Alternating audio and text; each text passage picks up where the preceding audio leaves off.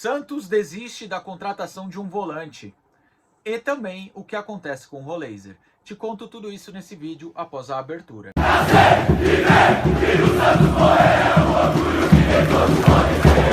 Fala, nação santista, como vocês estão? O Santos estressou vocês hoje? Hoje não. Meu nome é Gabriel Zupo, do canal Sincero Santos. Não se esqueça de se inscrever aqui no canal, curtir e compartilhar o vídeo e ativar o sininho. E para você que tem Instagram, seguir a página do canal, @SinceroSantos.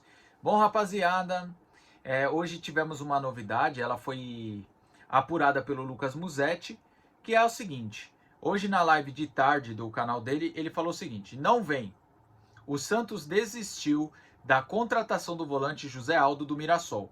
A diretoria entendeu que o jogador não suportaria o momento atual do Santos. Foi isso o que o jornalista trouxe no canal dele. Mas vamos falar o seguinte: o jogador, já que estava muita gente xingando ele, que não aguenta a pressão, que vai viver em time pequeno. Eu estava em live no mesmo momento, tá? Mas o que eu posso falar para vocês, se isso fosse verdade, que o jogador tá com medo, se isso for verdade, ele não joga em lugar nenhum. Vira contador, caixa de supermercado, veterinário, médico, piloto de avião, mas não joga. Se o cara tem medo de ir para um clube por causa do medo da situação, então é um cara que não tem uma personalidade e vai viver em clubes de pequena expressão. Só que assim, pelo que o Musetti apurou, foi um entendimento da diretoria. Então não adianta a gente estar xingando o jogador. Porque se isso partiu da diretoria, por que a gente vai xingar o jogador? O que o José Aldo tem a ver com isso? Enfim, na minha opinião, tá? Partindo para a opinião, eu não caio muito nessa, tá? Eu acho que o Santos não entrou em consenso com o Mirassol e a negociação não aconteceu. Na minha opinião. Sabe por que eu acho isso? Eu converso frequentemente com um setorista do Mirassol, um cara que respira Mirassol, cria conteúdo para o time do Mirassol. E quando eu falei com ele, o Mirassol tem uma postura muito séria, que é a correta, nas negociações. Que é o quê? Ele quer pelo menos 50% do valor da negociação à vista. Porque assim, se tomar calote, pelo menos já garantiu metade.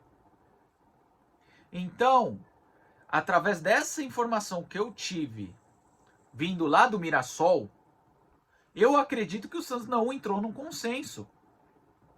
Porque o Mirassol queria 50% à vista do valor da negociação. Vamos colocar um valor aqui para um exemplo. É 10 milhões o José Aldo.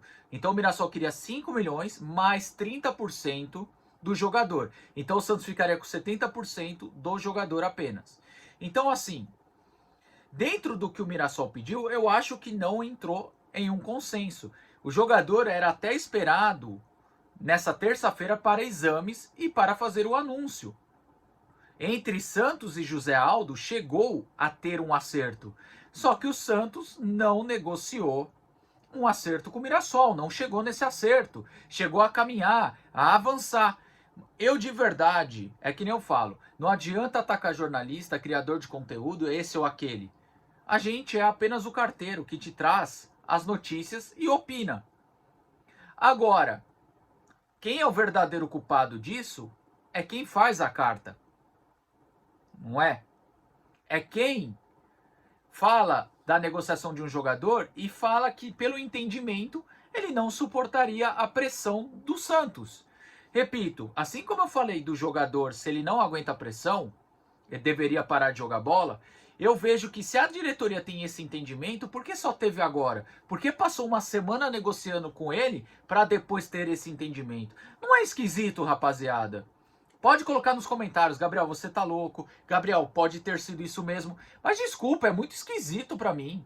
É muito esquisito. Né? Eu até gostaria da contratação do José Aldo, porque o Zé Rafael tá com uma preguiça danada. Porque o Gabriel Menino até tem feito algumas partidas ok, para razoável, só que ainda precisa entregar um pouco mais. Mas é recém-contratado, não vou pegar pesado na crítica. Aí tem o Gabriel Bom Tempo, que correspondeu bem no seu primeiro jogo como titular. Então, assim, eu acho que o José Aldo vindo já evitaria você de utilizar o Zé Rafael, que tá com uma preguiça absurda. Foi o que eu falei na live hoje. Se você contrata um José Aldo, eu já olho a Major League para liberar o Zé Rafael. Pela vontade que ele tá, para jogar no Santos hoje, você tem que ter vontade. E eu não vejo isso do Zé Rafael. Por isso que eu gostaria do José Aldo. Não é um craque, não é um reforço badalado, mas seria muito útil, né? Mas enfim, é isso que eu tenho para falar. Que é tudo esquisito? É, tá?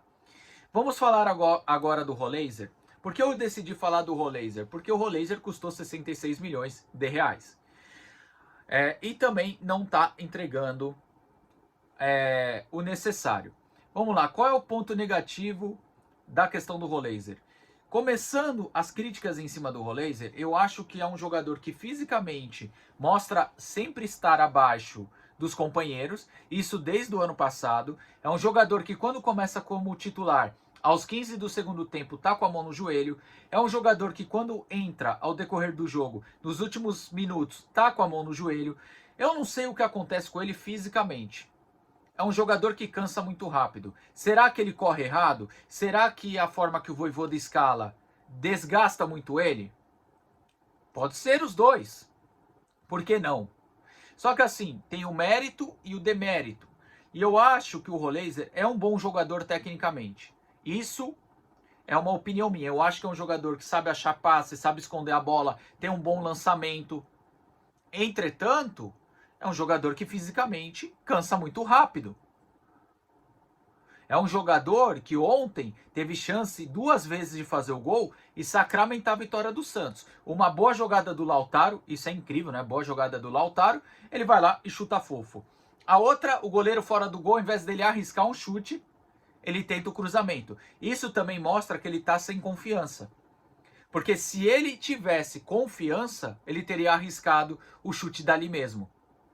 Então acho que no geral, o que eu vejo do Roleiser, mal fisicamente, tá? É um jogador que eu gosto mais pelo meio do que pelas pontas. Eu acho que ele não tem velocidade de jogar pelas beiradas. E também é um jogador que eu não vejo ter uma boa entrosamento com o Neymar. Sabe por que eu falo isso? Porque assim, se o Neymar tá em campo, o Roleiser vai precisar marcar.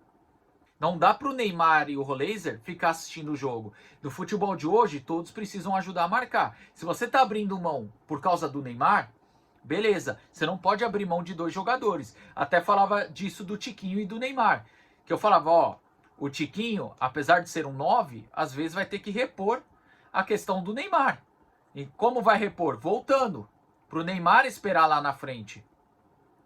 Então, eu acho que o Roleiser tem vários problemas. É a questão física, é a questão que mostra também pouca vontade. Eu não vejo ele se entregar. Como eu falei do Zé Rafael, eu não vejo essa entrega absurda, até porque tem lances que a bola passa do lado do pé dele e ele não estica a perna, irmão. É que eu falei, tem o mérito e o demérito. Eu ainda estou na parte crítica do Roleiser. É um jogador que precisa mostrar mais, precisa ter mais vontade. Agora, qual que é o lado que é bom do Roleiser? Como eu falei, é um jogador tecnicamente bom. Sabe esconder a bola, sabe dar um passe, sabe dar um lançamento. Tem uma ótima visão de jogo. Ah, por que o número de assistências é baixo? Pô, gente, olha os nossos camisa 9. Acho que agora que a gente tem um 9 decente, que é o Gabigol, por mais que também não tenha jogado muita bola ainda, mas é um 9 decente. Né? O primeiro 9 decente que nós temos nos últimos anos. Então acho que por isso que o Roleiser não tem um alto nível em assistências. Porque o 9, que é para fazer o gol, chuta a bola lá na organizada. Então, tem esse ponto favorável ao Roleiser. E uma coisa que eu já percebi lá na Vila Belmiro. O Roleiser passa por 1, passa por 2. E na hora que vai fazer o passe ou o lançamento, os atacantes ou estão se marcando, tipo, vão atrás da marcação, e o meu volante se esconde perto do zagueiro. E aí não tem o que fazer, aí ele tem que correr com a bola, e a gente sabe que não é o forte dele. Que ele é um jogador mais técnico do que um jogador de intensidade, de velocidade. Por isso que eu também acho que ele não jogaria legal nas pontas, porque ele não é um jogador de velocidade. Ele é um jogador para a construção de jogadas. Entende? Ele é aquele cara da pré-assistência ou da assistência. Ele não é aquele cara que vai jogar na ponta, sair fintando ali e chegar na área e finalizar. Ele nunca foi esse tipo de jogador. Ele só tinha um chute de média distância muito bom e também tinha a questão da construção. Agora, realmente ele deve futebol? Realmente ele deve. Mas eu não vejo só culpa dele. Vejo culpa dos companheiros. E na questão do treinador, quando fica jogando muito ele ali pro lado direito, ficar preso ali do lado direito, o treinador também acaba com ele. Porque ele não é um jogador para jogar pelas beiradas, para ficar preso de um lado. Ele tem que jogar centralizado, organizando o jogo.